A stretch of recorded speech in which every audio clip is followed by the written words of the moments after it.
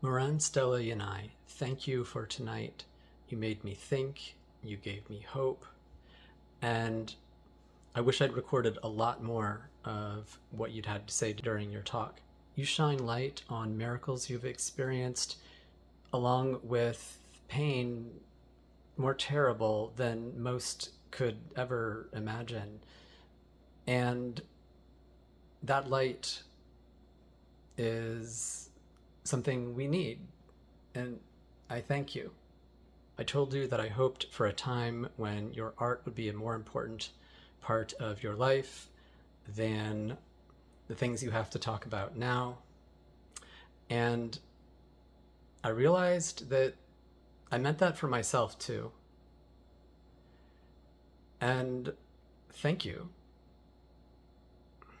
I want you to picture that Jewish girl in the Holocaust. She went to play with the Germans to get information, food, water, medicine, whatever she could bring back into her house, to her friends, to whoever she needs to protect. That was me. The 18-year-old finally found, after 10 days, we found her mother, but her mother didn't really function because she didn't know what happened to the rest of her family. So I took this responsibility to guard them both. So all the communicate went through me. All the entertainment, everything. I had a pack of cards that was my communicator. And one day they forced me to play with them for 14 hours straight. No food, no water, no going to the bathroom. I'm still Moroccan. So I said something wrong. They laughed at me, they mocked me, but at that point they stopped laughing really fast. And a gun pointed to my head really fast. They threatened to kill me every single day in so many ways. That was the first time I was gun pointed to my head. That was reality. But I survived that night. He didn't shoot. And that was another miracle to my list.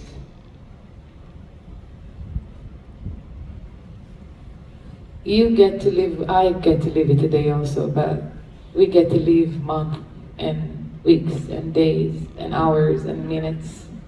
We don't have it in captivity. We have moments, and every moment we survive, we should be grateful. So, Modani, or that prayer in the morning, I said it so many times a day. I felt like I reborn every single second. It's not obvious that I survived the mornings that I woke up, but I'm grateful because I survived between 200 to 300 bombs every single night. Our window exploded, our building got hit, but we survived a day after a day. So thank you for that. It's not obvious that we survived half a day.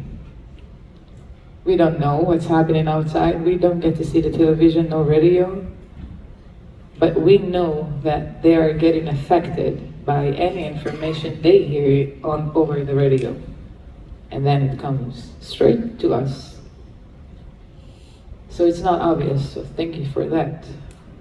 It's not obvious that we survived the nights. But I'm sure that I got the amount of food and water that I do need to survive. So thank you for that too. Somebody coughed in the room now. We could have died from that. The lack of hygiene, the diseases, the situation that we had. So one day, I woke up in the morning, I was very optimistic that day. I was so hungry, but I smelled that, I recognized the smell coming up from the kitchen and I couldn't really put the finger what it is. When he entered the room, he entered with an Egyptian dish. But it doesn't look so good, but all I saw, I smiled, a big smile at that moment, because all I saw is mineral, vitamins, iron, everything that can keep me survive another day, make me stronger. I forced the two other girls to eat, but they refused to touch it. So I smiled in the back of my head, though. It's all for me. I ate it all. I even smiled. And 2 hours later, I had really severe food poisoning because they gave me expired cans of food to eat. And I always say Hashem gives each and every one of us the amount of the things that he needs to deal with it if he has the tool to do it. So I was happy I was the only one that ate it and it didn't infect the two other girls. On the end of that day, my heart was on 180 pulse. I couldn't stand anymore. They literally needed to carry me. I had 20 milliliters of salty water, budget, for 2 days. My body kept rejecting it, so I didn't want to touch it, I didn't want to waste it, so I kept it, I didn't touch it. I was starting to say goodbye in my head for my family. I couldn't believe that this is how it's going to end, but I was done. When I woke up in the morning, I couldn't even say in my head, thank you. I was shocked that I woke up, but I couldn't move. If you want to picture it, on my Instagram, there is an animation that shows how I looked like a corpse. My head on the floor, my body on the mattress, my head open wide. When the terrorists came into the room, I remind you we didn't have any information from the outside, but he had a small radio that he used to play with the station. Sometimes we used to get an Israeli station for maybe 2 seconds. He got into the room, stand on top of me to see if I'm still breathing, played with his radio, reached to an Israeli station. How many are you understanding Hebrew? Raise your hand. Okay. I'm gonna say it in Hebrew, I'm gonna repeat it in English. He stopped on the next part from an Israeli song. Shema Yisrael Elohai, Ata Kol Yachol. And then he switched the station. What I just said is a part of a song saying, God, you're the greatest, you can do everything. I tried in my head to remember how this part of the sentence ends. Tried and tried, and then I remembered it ends with, because I don't have power anymore. I have to have you because I don't have power anymore. In my head, I really understand what it means, the weight of a word. So I changed those words, and I sang that song, but I said eventually, because I have all the power in the world to get up on my 2 feet. Repeatedly, again and again. Eventually, by the end of that night, I managed to eat a little bit, managed to drink a little bit, and for me, I was marking another miracle to the list. On another day, well, that was not an optimistic day, but so be it. That was the worst day of me in captivity. Because I woke up in the morning and I started to say the word think. I couldn't continue. I said, I believe in you, but I'm so angry today. I get to ask all the why questions in the world today. Why am I here? Why is it happening? Why people choose evil? We're in 2025, 23, 24. But I also learned that why doesn't get me anywhere. And I learned in my studies that you need to change that why to a what for. I remember that there was one thing, and I was really frustrated in that situation. I was in severe pain. I felt everything. I was hungry, homesick. I didn't have no tool to deal with what I was experiencing. But I remember that I still have my imagination. And I know how to do guided imagination. I was taught how to do it. So I closed my eyes, it was Friday, and I went home. I remind you of my working mother. Tons of food. Tons of colors, tons of smells. I remember how my father sounds when he reads the Kiddush, and I remember also how the argument after the Kiddush sounds. I remember how it feels to hug my mother. I made all of my senses work as if I'm in this situation. When you do that, medically, something happens in your head. When you close your eyes, it doesn't know to tell the difference between imagination or real life. And that sends good stuff to your body at that moment. So I was happy for a second. I smiled, I didn't feel pain. I was even not hungry. I had lots of Moroccan food on the table. But then I heard my name repeatedly again and again, Stela, Stela, Stela, and I know it's a terrorist again. Open your eyes before you lose it. I open my eyes. I see Abu Hamza standing with a plate, half a dry pita, 30 grams of halva. I don't have water, and I really don't like halva. I was so good at dinner. Like that, I became frustrated again. Pains, homesick. No comfort in captivity, I was hungry. I shoved that halva into the pita, I put it in my mouth, I ate it. We are not allowed to express emotion in captivity, but I was very frustrated at that situation. We are not allowed to cry, we are being punished for crying. And for our emotions. I don't know how they see it from outside, but we are being punished for that because they want to make us with no fracture of humanity inside us. I cried, it was a small cry. I was leaning on the wall. I know that this cry is not enough for me to express what I'm feeling, and I accidentally banged my head against the wall. I really thought that maybe this pain will finish this pain. But what happened is two terrorists running into the room, taking that half a pita off my mouth, punishing me, shoving me back into the mattress. When they did that, I saw that first letter of God's name again on the wall above my head. And my reaction while I'm being punished is smiling.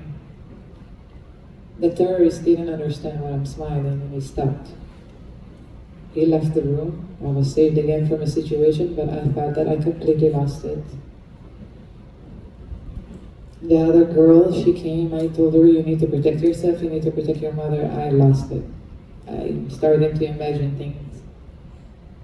But then she pointed it and she said, I need to understand she's not coming from a believer house.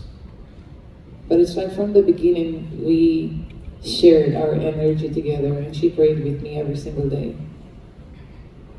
So we saw the same things. We were on that same frequency. And I trusted her. When I spoke about that big moment before, that was built out of those kind of situations. There was another situation. It looked like the end. I was saved again. I was smiling again. And then I ran to the bathroom because that's the only private place we have, and only for 1 minute before somebody comes to open the door. I looked up to the ceiling, I closed my eyes, I pictured the sky again. I told him, you know what? I understand. And I surrender in the most positive way. There is this Schrödinger theory that says that we live in both of reality, dead and alive, at the same moment. I looked up and I said, you know what? Whatever you choose, dead, alive, but I'm not keeping feeling that fear. I'm trusting you. I'm surrendering. I'm gonna do whatever I can as long as you choose to, as long as I choose to. It's not just his work, it's mine also. But I was committed, I was obligated to the situation, and I promised, not small promises of how will I dress, or if I'll keep Shabbos, or mitzvot, or this and that. I promised to spread that faith in any place I can, because nobody can live in this world with nothing to believe in. And I took that long journey from the back door just to understand that this is mine. So I promised to do whatever I can. On day 49, 3 terrorists came into the room. They told us to put costume on. They smiled, and they said, "You're going home." I didn't smile. The 2 other girls, they smiled. I had a bad hunch. They cut off my cast, and I just reminded that we didn't know even that my left leg was broken at that point, not even a year after I was being released. That's the only time we found out that my left leg was broken. He cut off my right foot cast. My leg was completely black. He handed me with 2 pair of heels. I'm on the 6th floor. I'm not allowed to limp, and I'm not allowed to fall. But I looked at him and I said, "How?" He gave me the face. That's how. It's either a bullet in your head, or you're putting the shoes on. If I need to sum up my entire captivity to 3 things, that's faith, values, and mind over body. Because if you know how much power we have to this machine, you will be amazed. Not only that I reacted during this entire captivity, not as myself, as my increased, better, best version, but I found myself during captivity. Not only that I found some way to put on those 2 heels, get off 6 floors by foot, walking for another hour and a half to the exchange point, because he said that I'm going home. I was not happy.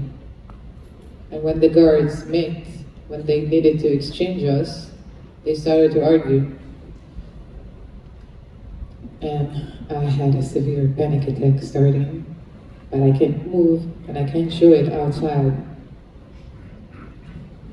I felt somebody is pulling my shirt from the back, whispering in my ear, "Not you, not now." I watched those 2 girls that I was guarding, helping me to survive, walking away. They dragged me back into Gaza. I went through an abandoned house that was completely broken. Every second felt like, that's the last one, no, that's the last one, no, that's the last one. I'm in a completely dark room. You don't see anything, you just hear whispers, foot walking. And you need to wait. He opened my eyes, he turned the flashlight on, he didn't show his face. What I saw at that moment was a ski mask. He pointed with his flashlight to put it on my face. That's the only time I told him no. If you're gonna kill me, I wanna see it. They argued a little bit and then they decided to move me to another house. In that house, I met 3 more hostages, and in that house for 4 days only, I was not the leader anymore. I was guarded by one of the guys in the room, and that's a name I promised to take with me to everywhere I go. Itai Sibilski. Itai was 38 years old. He was a culture positive person. He was one of the nicest persons that I met in my life. I didn't have that long time with him, but every second felt like forever. And what his sister said to me that it's amazing how you guys met so deeply in 2 days. Itai was guarding me, and do you remember that pants, that soldier thing from the beginning? Well, that got really big in time. Now they discovered that I'm half Moroccan, half Egyptian, and they called me an Arab that betrayed her culture. From that point on, they didn't believe me that I'm 40 years old, not married, not having children. That must be a cover story. They called me a Shabak soldier at one point. they really believe that I'm high rank. I didn't came from the party. I came straight to Gaza by myself. One of the soldiers told them that I took my shirt with my ranks and throw it in the field, throw my weapon in the field, and went straight into Gaza.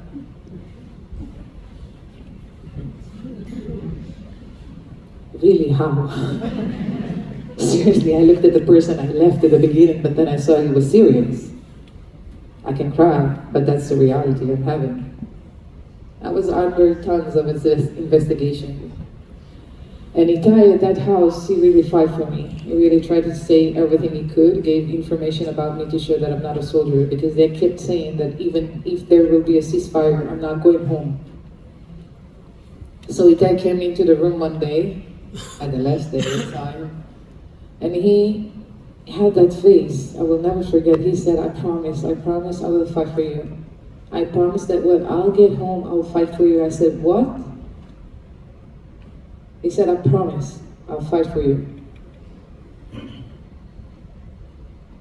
Itai was murdered 2 weeks after I was released with one bullet to the head. He didn't do anything to them. He was super obeying. He did everything they asked. And I fell with bringing him back home. But I promised to him that I will do everything to take him to every place I go to. So Itai is here, guarding me still. I don't know what happened in that house, and that's a story for another day. When I get that book out, when I have a different lecture.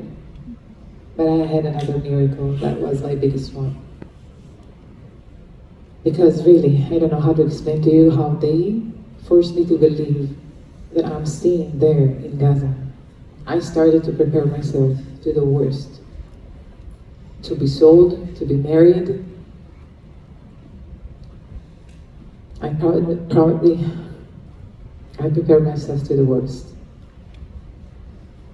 But then one day, one of the leaders came into the room. He did eeny, meeny, miny, moe for 3 times without saying who's the winner.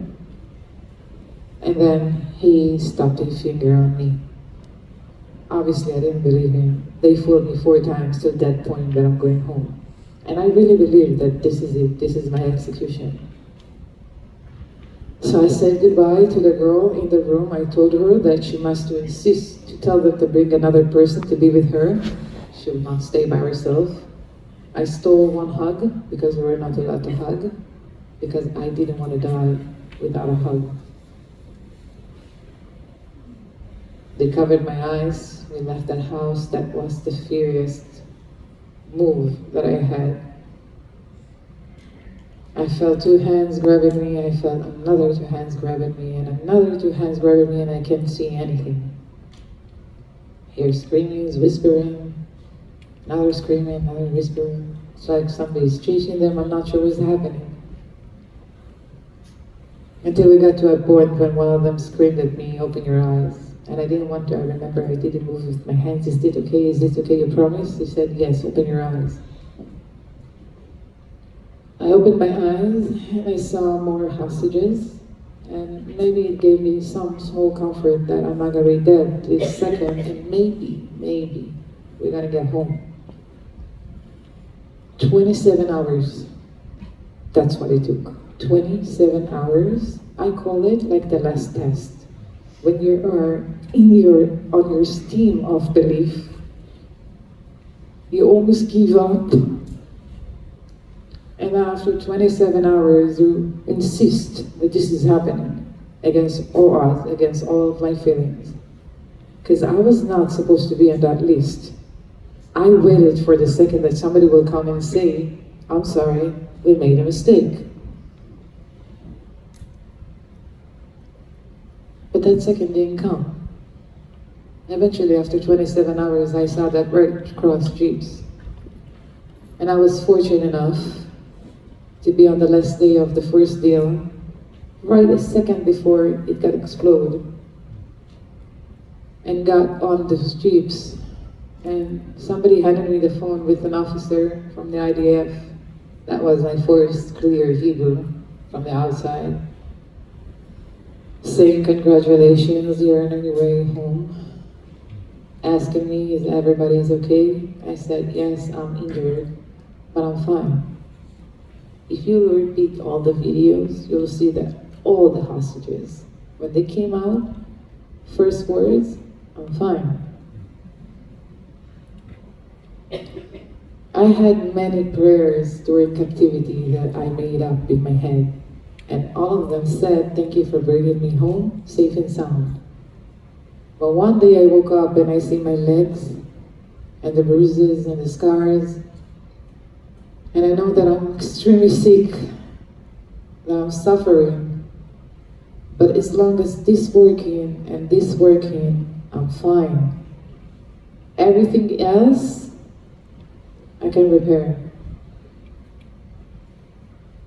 So I got to see that entrance, I got to see that border, that huge border that I imagined in my head was an iron small door. If somebody open it and say, welcome to freedom, that's it. That was separating my life to my death. But as I saw Gaza going away from me, and after I was checking that everybody is okay, I even covered my face, and I had a small smile, because I won. I beat all limited thoughts in my head. I survived against all odds. I was on the 6th floor in houses. We had 200, 300 bombs every single night. It was a Russian roulette, and I survived. Go back to hear the testimonies of the hostages, and all of them are saying that something, I know what it was, sitting next to me, guarding me, saving me from every situation that came, because I had a purpose to go back home, and I promised to find it. I came out from Gaza with many stories and many conclusions and many insights, and I share them for the past few years. And I talk about the difference between we and them, and I talk about the different languages. And I'm asking for new education, and I can ask for so many other things, but you know what, since all of the living hostages came back home, I started to ask a different thing. Because I can ask big things, and when you build a pyramid, the big is at the end. You just need to start in the basics. So let's go back to the basics for a second. When you wake up in the morning, I want you to remember that the first person you see is your own self. What extra value do you give to yourself? With what energy, with what thoughts, with what mindset are you leaving that house? What fights are you choosing to fight? And what do you choose to give up? Think about how much it would be easier if we be nice to ourselves and then take that energy and go out, live with it. Easy. I was at Pittsford a few days ago on Shabbos, and I'm not looking for crazy things. I just need to see a little bit nature and I'm fine.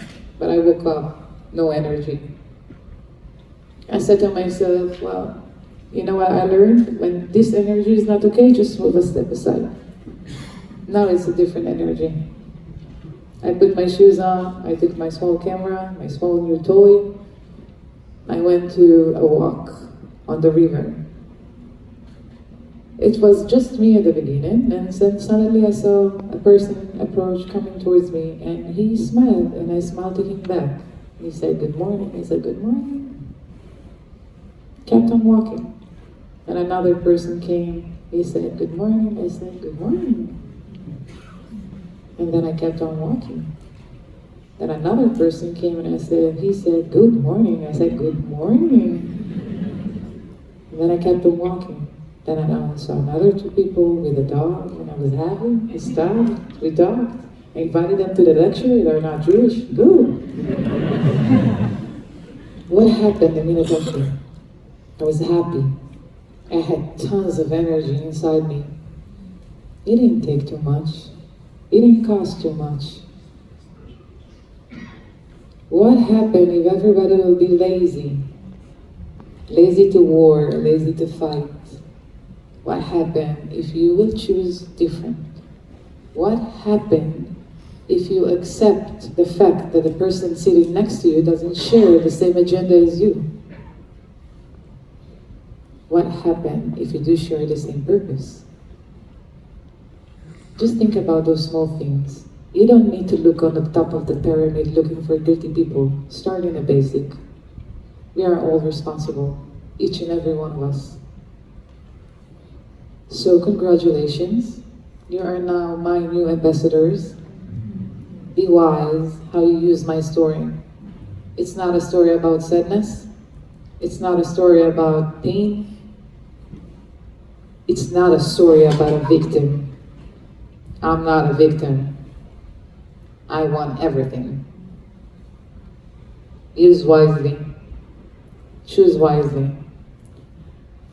We are almost done. I like to share a moment with you now. This is my private moment because after this whole talking, we need to see some scene. And I'm going to share it with you. And this is what you worked for so hard. So thank you so much for that. It will take a second.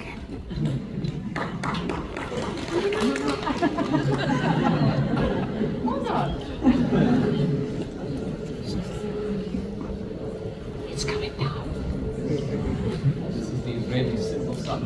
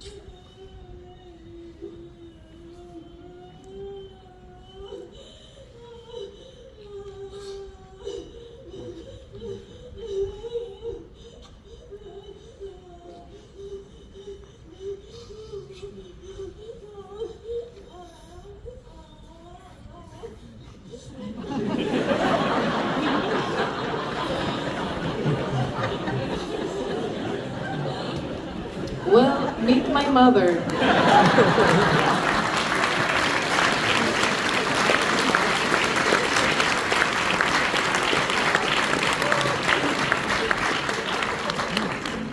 That's my story, and I like to finish with one last thing. That's, I have another name that I promise to take with me to every place I go to. That name of a girl that is no different than me.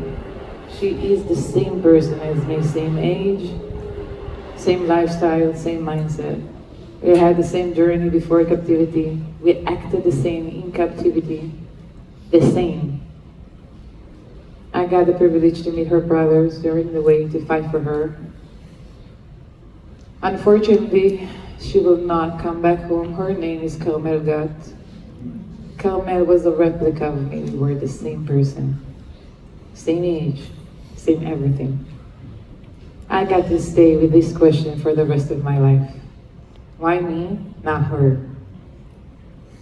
She was not considered as a soldier. She didn't do bad things. She was not problematic. Why did you choose me? I get to live with this question for the rest of my life, but I promise to Carmel that I will do my best every single day. And if the best of today is taking off my right foot off bed, then the best of today will be outside of the house. I will make an effort for all of those that went through the same as I will not be able to come back home again. Please remember that we are still fighting, and this fight is not ending, even after the last hostage will come back home. This fight is on. I don't want you to look at it as a fight. It's just new education. Please be worthy, please be better, and choose different. Thank you so much for coming today.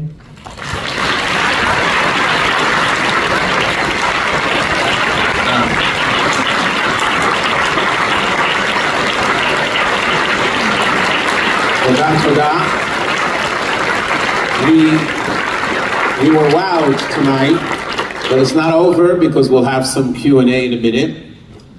I just want to say that I was turning to Rabbi Cohen, and I said that this was the best promotion for our next JLI, because it's all about finding meaning and purpose in life, which starts this coming week. But I do want to call on the director of the Charlotte Jewish Federation, who was very much part of this evening, to come and say a few words, and right after that. Thank you very much for coming and sharing the story.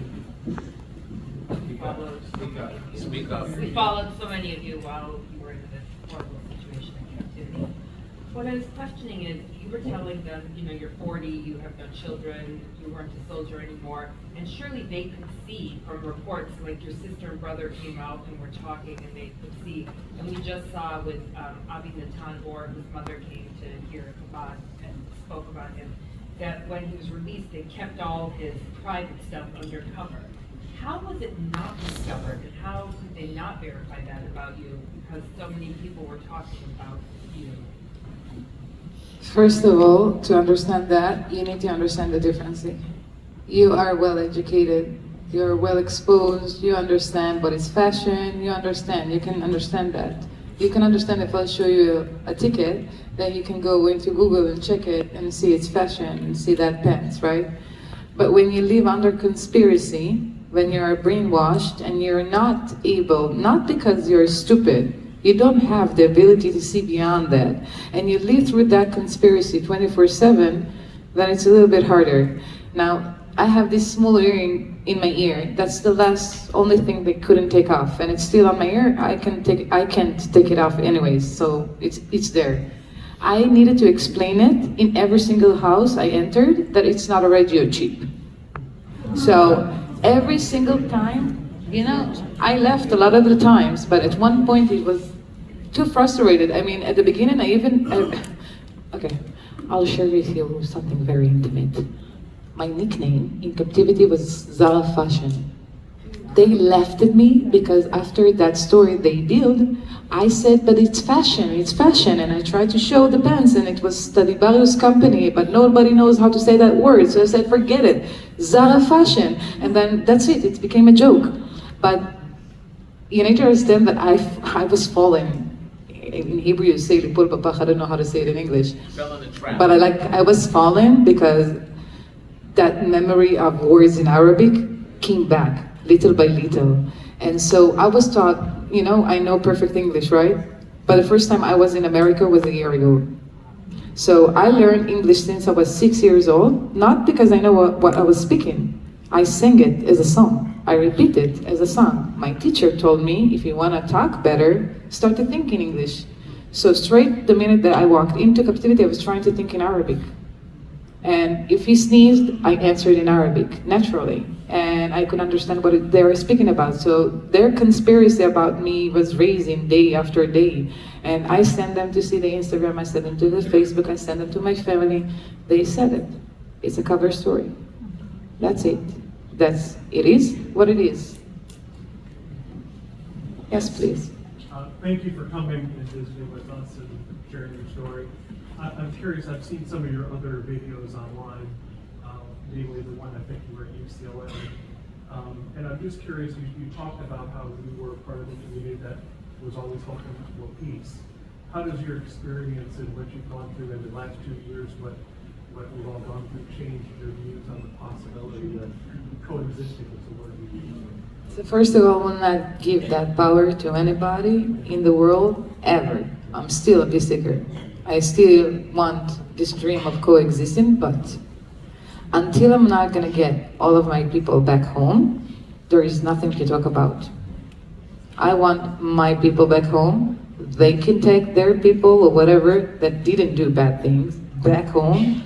And when this separation will start, then maybe we can try to communicate in a different way. For sure, there needs to be a new education. Otherwise, there is nothing to talk about. But this new education is not just for one side. It's for us as well. I really truly believe that any person that will come across my way, even a homeless person from the street, if he come across my way, he's my mirror for this second. I really truly believe that this is our mirror to act different, to become different, to not looking for guilty people, to start taking this responsibility back to ourselves, and also to show the world. Why am I here? Why am I standing? Why am I fully dressed nicely? Why am I looking okay? Why did I have my 2 legs back? I broke both of them. I'm wearing my heels. Why? A person from outside, he cannot answer that question. He will say, oh, you're not poor. The guy from Gaza, he's a poor guy. But then I need you to tell him that my people will never let me fall. That my mother will never let me leave the house without food, water, nice clothes. She's Moroccan. You understand my way of speaking? We are not showing, we are fighting. Stop fighting, start showing. Will be better. Yeah. One more question. One last question? I just wanted to point out, and then I also Speak a little louder so everybody can hear you. I just wanted to point out, as you said earlier, I brought my Christian friends with me. You really didn't know much about the course, and I brought them with me to hear your story. But I also wanted to ask you that on campuses, because we're from the local college, a lot of Jewish students that I'm friends with are scared to wear their Star of David and walk in the classrooms because, like, I'm wearing a jacket that has Hebrew on it, and I was told by one of my professors I wasn't allowed in his room because of it. So what do you say to students that are like, Can I come with you to the university? Seriously. You know what? I don't know what will happen. Can I repeat the question? She said, what advice can I give to students in campuses that are experiencing anti-Semitism and are afraid to wear the Star of David? And she has a jacket with Jewish part of it. And, oh, she has it now. Well, stand up, show them. Because her professor told her to take it off. So, first of all, take me to your university, please. Second of all, I don't know how much you love that university, and I don't know what will happen. And I don't know what the reaction will happen, if they expel you, whatever, document it, first of all. But never, ever do something that somebody else are trying to cancel, dismiss from you. This is who you are. You know, I don't have... I want to be responsible. Wait a minute. I know it sounds good, but I want to be responsible with my answer because they are young children and they are experiencing anti-Semitism in campuses. I'm doing lots of tours in campuses. I see it. I can tell you what I did, okay? And that's the only advice I can give to you. I didn't run into anti-Semitism till one point. A day before it happened, I searched it in my head. I was like, ooh, wondering how it would look like to be in the middle of a demonstration against me, you know? Again, be careful what you wish for, because I found myself the next day in the middle of Australia, in the most packed place, in the center of the shopping center, you know? Me and my friend only, and I hear screams, intifada, intifada, intifada, intifada. My first reaction, physically, was to close my jacket. You see, I have lots of necklaces, I had more. Like, nobody would miss that I'm Jewish. I had tons of them. But my first reaction at that second was covering myself, closing the jacket and run away. But then after 2 steps, I looked to my friend and I told her I can't. She didn't even answer. And then I told her, I'm gonna do something. And then she said, she's with me from the first day. She literally helps me with my life. I opened that jacket. I showed all the necklace. I took the jacket off. I went straight into that demonstration. It was thousands of people screaming Intifada. Blonde Australian people that doesn't know what their names, I think. But the leader, he came across my eyes. I really opened my chest, but I was not opening to a fight. I looked at him, trying to welcome him to talk to me. I even have that video. He smiled, he turned around, and he kept screaming, Intifada, Intifada, Intifada, Intifada. I can tell you that I broke down and cried. Because the panic that I had in my body, what would they, like thousands of people would do to me, I was afraid.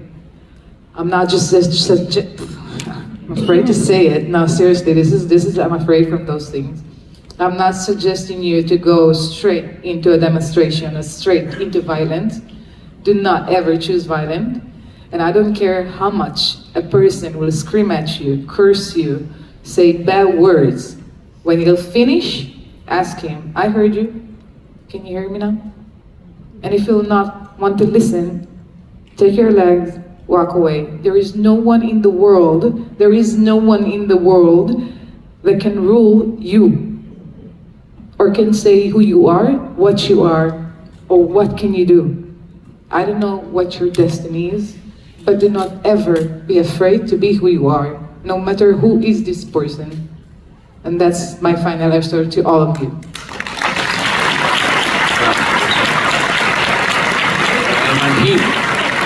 Thank you very much, everybody. This was great. We'll have more